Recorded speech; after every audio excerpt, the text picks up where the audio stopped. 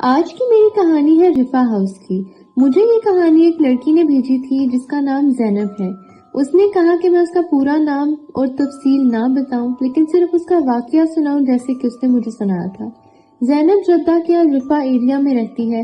اس کے انکل کا گھر ایک پرانے اور بند مکان کے بالکل سامنے ہے، جسے لوگ بیت الرفا کے نام سے جانتے ہیں۔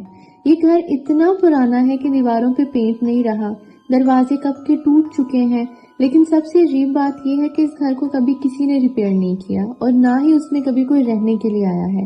زینب کہتی ہے کہ اس نے بچپن سے ہر رات اس گھر میں کچھ عجیب ہوتا ہوا دیکھا، کیونکہ یہ گھر تو اس کے انکل کے گھر کے سامنے تھا اور زینب بھی اپنے انکل کے ساتھ ہی رہتی تھی۔ کبھی ایک روم کی لائٹ جلتی یا بجھتی رہتی تھی، کبھی بچی کی ہنسنے کی آواز آتی تھی، لیکن سب سے پہلی بار جو واقعہ ہوا وہ یہ تھا کہ جب اس کی چھوٹی بہن نے کہا کہ آپ ہی وہ آنٹی مجھے کھڑکی سے دیکھ کے ہاتھ ہلا رہی ہے۔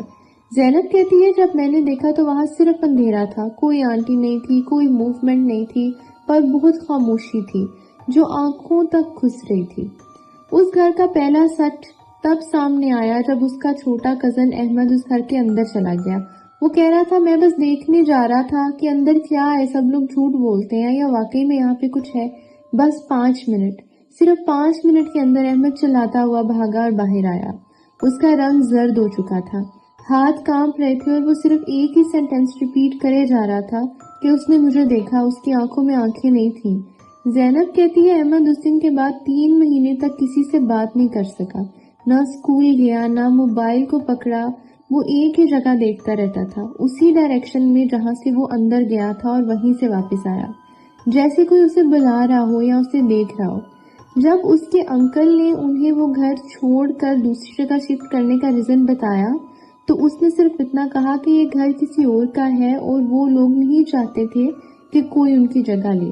زینب کہتی ہے کہ ان کے بلاک میں کئی لوگوں نے رپورٹس کی ہیں کہ جیسے چیخیں مارنے کی آواز آتی ہے یا پھر کسی بچے کی چلانے کی آواز آتی ہے، فرنیچر گرنے کی آواز، بلکہ اندر تو کوئی تھا ہی نہیں، پھر یہ آوازیں کیسی؟ ایک دفعہ تو ایک ڈیلیوری رائڈر اس گھر کے گیٹ پہ سامان بھی لے آیا، ایڈریس غلطی سے پرنٹ ہو گیا تھا، جیسے جب اس نے ڈور کو ناک کیا تو اندر سے ایک آواز آئی، دروازہ کھلا ہے، اندر آ جاؤ۔ اس نے اندر جھانک کے دیکھا، اندر صرف اندھیرا تھا، لیکن پھر بھی کسی نے کہا تم لیٹ ہو گئے ہو۔ رائڈر نے سامان وہاں پھینکا اور بھاگ گیا۔ اس نے کبھی ڈیلیوری کا کام نہیں کیا دوبارہ۔ اللہ جانے اس نے کیا دیکھا تھا۔